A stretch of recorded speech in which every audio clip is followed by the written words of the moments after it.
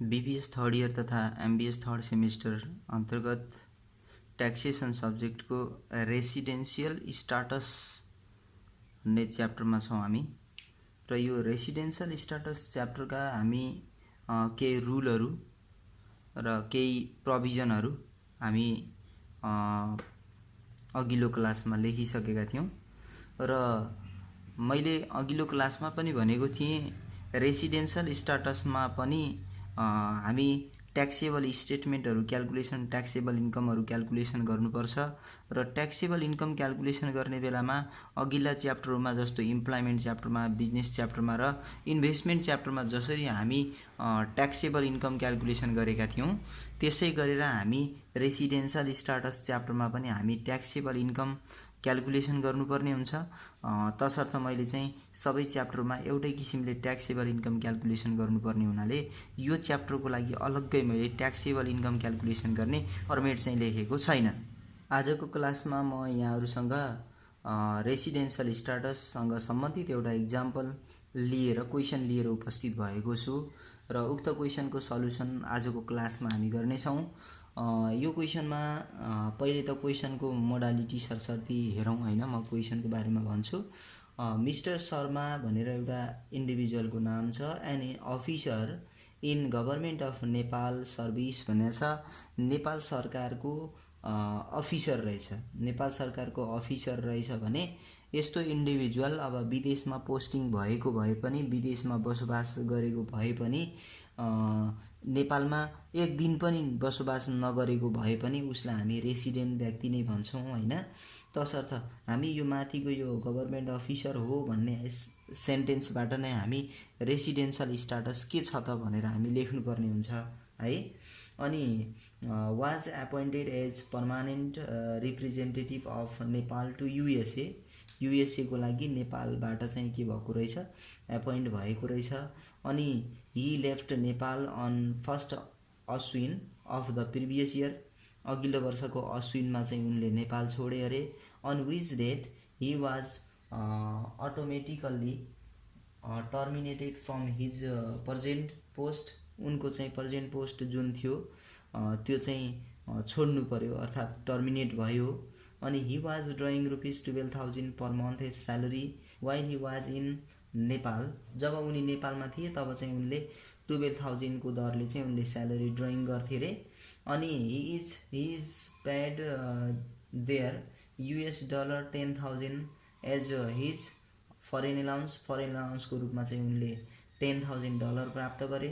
The exchange rate applicable for $1 was ₹74.50।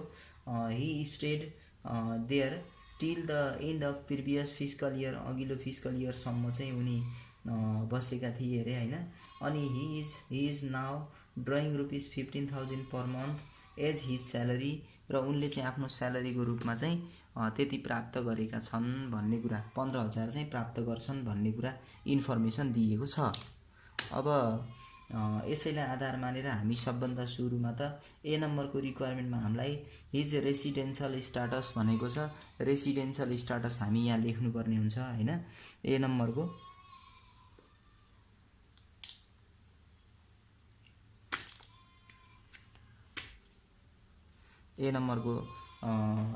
सल्युसनमा residential status भनेर हामीले के लेख्नु पर्यो भने सल्युसन है। सल्युसन भनेर लेखेँ मैले। Since mister Sharma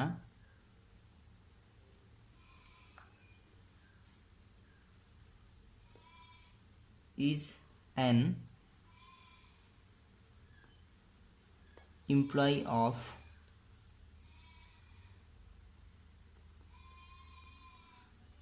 of government of Nepal posted in abroad.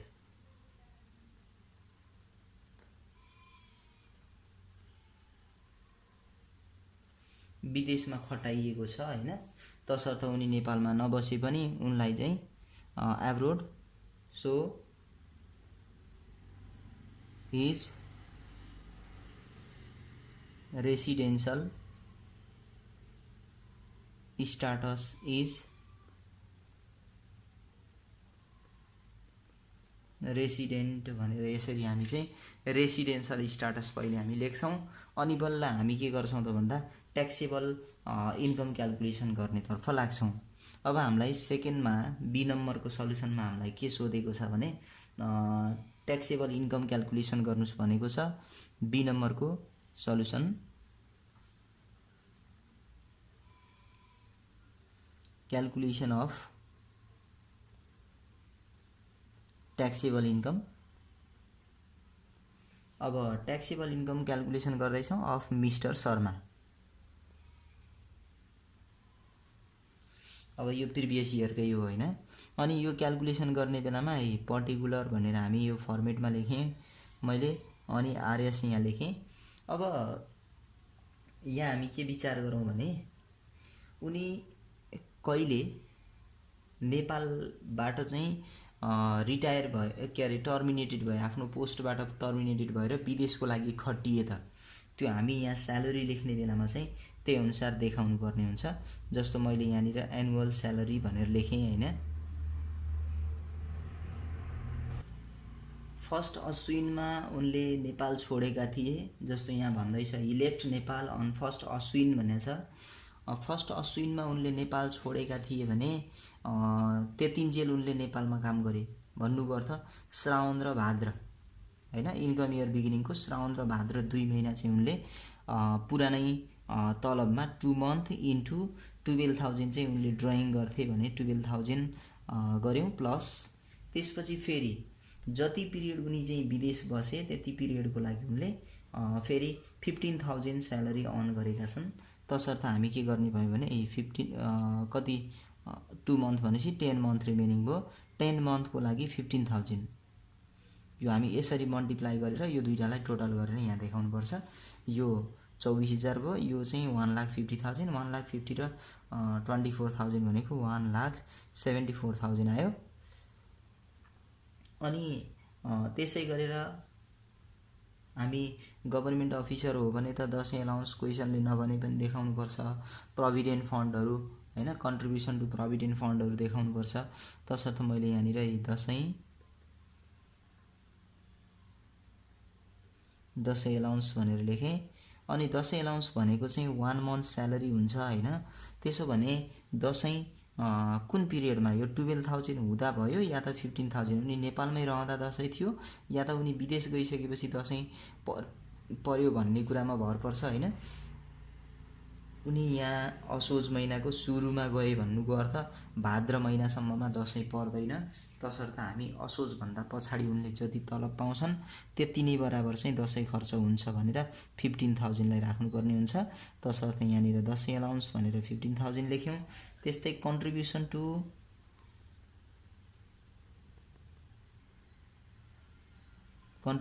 To provident fund. Contribution to provident fund भनेको 10% अफ एनुअल स्यालेरी हुन्छ हैन। अब एनुअल स्यालेरीको 10% भन्ने बित्तिकै हाम्रो यहाँ एनुअल स्यालेरी भनेको 17,40,00 यसको 10% गर्दाखेरि 17,400 हुन आउँछ। यसलाई पनि हामी यहाँ समावेश गर्यौं हैन। त्यस्तै अरु पनि केही इन्कमहरु छन् भने त्यसलाई समावेश गर्नुपर्ने हुन्छ। जस्तो विदेशबाट प्राप्त गरेको फरेन अलाउन्स छ हैन। US डलरमा प्राप्त गरेका छन् 10,000 भनेर। त्यही भएर मैले यहाँनिर चाहिँ फरेन अलाउन्स भनेर लेख्छु। फरेन अलाउन्स भनेर $10,000 प्राप्त गरेका छन्। यो 10,000 इन्टु एक्सचेन्ज रेट हेर्नु पर्यो। एक्सचेन्ज रेट भनेको चाहिँ 74.50 छ। अनि यो मल्टिप्लाई गरेर हामी 74,5000 7,45,000 हुन्छ र यो 7,45,000 लाई पनि हामी इन्क्लुड गर्यौं। अब क्वेशनमा यो भन्दा बढी इन्कमहरु त्यस्तो केही पनि छैन। तसर्थ हामी यसलाई टोटल गर्छौं। यसलाई टोटल गरेर प्राप्त भएको जुन रिजल्ट हुन्छ यसलाई हामी एसेसेबल इन्कम फ्रम इम्प्लोइमेन्ट भन्छौं। Assessable income from employment total गर्नु पर्यो यसलाई। जस्तो 7,45,000 अनि प्लस 17,400 प्लस 15,000 प्लस 174,000 9,51,400 हाम्रो चाहिँ के आउने रहेछ त भन्दा एसेसेबल इन्कम फ्रम इम्प्लोइमेन्ट आउँदो रहेछ। अनि यो एसेसेबल इन्कम फ्रम इम्प्लोइमेन्टमा हामी अरू पनि इन्कमहरू केही छ भने त्यसलाई यहाँ समावेश गर्नुपर्ने हुन्छ। जस्तो accessible income from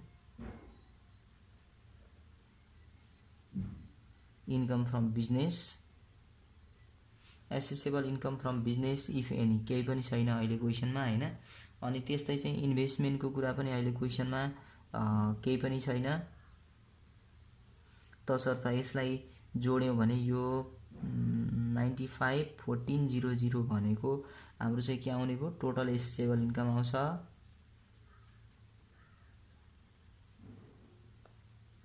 total accessible income आयो हैन। अनि यो टोटल एसेसेबल इन्कमबाट हामी चाहिँ लेस गर्न पाउँछौँ कमन डिडक्सनहरूलाई। लेस अलाइबल फर डिडक्सन भनेर लेखेँ मैले, अलाइबल फर डिडक्सन। अब अलाइबल फर डिडक्सन भनेर हामी चाहिँ यहाँ देखाउनु पर्यो भने सबभन्दा सुरुमा कमन डिडक्सनमा रिटायरमेन्ट कन्ट्रिब्युसनको कुरा आउँछ हैन। रिटायरमेन्ट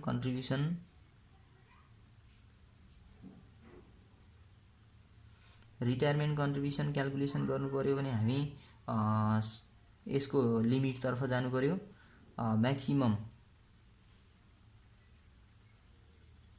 म्याक्सिमम चाहिँ रिटायरमेन्ट कन्ट्रिब्युसनको 3 लाख हुन्छ हैन। अनि त्यस्तै 1/3 अफ एसेसेबल इन्कम 95,14,00 यसको चाहिँ हामी 1/3 गर्छौँ। अनि अझ हामी एक्चुअल कति छ त्यो एक्चुअललाई पनि देखाउनु पर्ने हुन्छ। एक्चुअल क्वेसन साइलेन्स छ भने त्यो बेलामा हामी 20% अफ एनुअल स्यालेरी गर्नुपर्ने हुन्छ। यो एनुअल स्यालेरीको 20% हामी यहाँ चाहिँ एक्चुअल रिजल्ट भनेर देखाउँछौँ। र यसो गर्दा कति आउँछ यो हामी क्याल्कुलेसन गरेर हेरौँ। डिभाइड बाई 3 पहिले जो हाम्रो 1/3 अफ एसेसेबल इन्कम गर्दा 3,17,133.33 छ हैन। त्यस्तै हाम्रो 1,74,000 छ, यसको चाहिँ 20% तिर जाउँ, यो भने चाहिँ 34,800 हुन्छ। अब यो तीनवटा मध्ये चाहिँ हामी कम्पेयर गर्छौँ हैन। अनि विच एभर इज लोअर जुन कम छ त्यसैलाई हामी यहाँ चाहिँ एलाइबल मानेर डिडक्सन गर्नुपर्ने हुन्छ। यसलाई हामी यहाँ डिडक्सन गर्छौँ। त्यस्तै क्वेसनमा कतै डोनेसनहरू दिएको छ भने त्यो डोनेसनहरूलाई पनि यहाँ डिडक्सन गर्नुपर्ने हुन्छ। अहिले डोनेसनहरू केही पनि छैन हैन, तसर्थ यसलाई हामी माथिबाट घटाउँछौँ। यो भनेको टोटल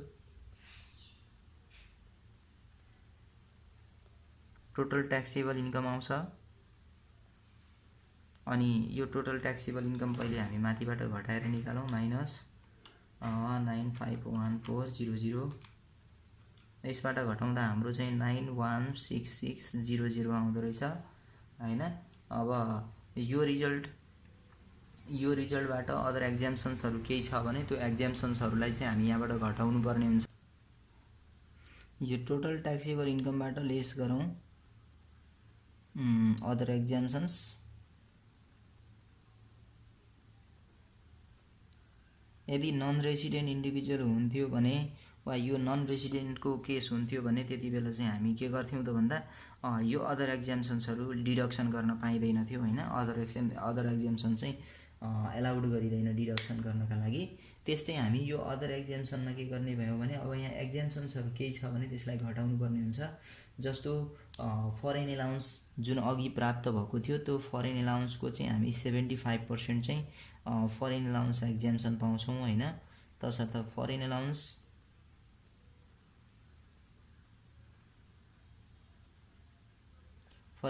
एक्जाम्सन भनेको चाहिँ 75% अफ फरेन एलाउन्स हो।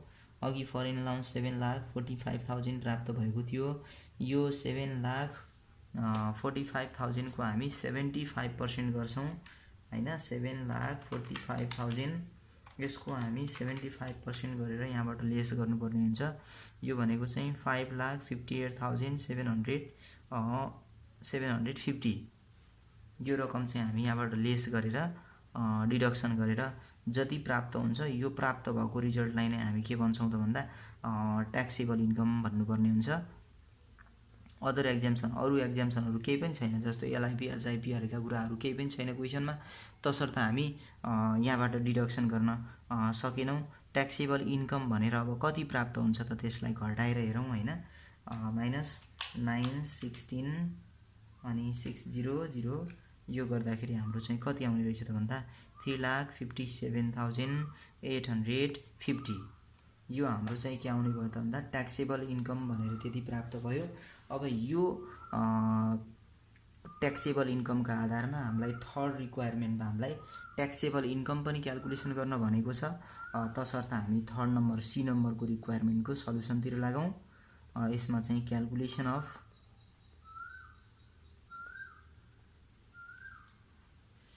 Tax liability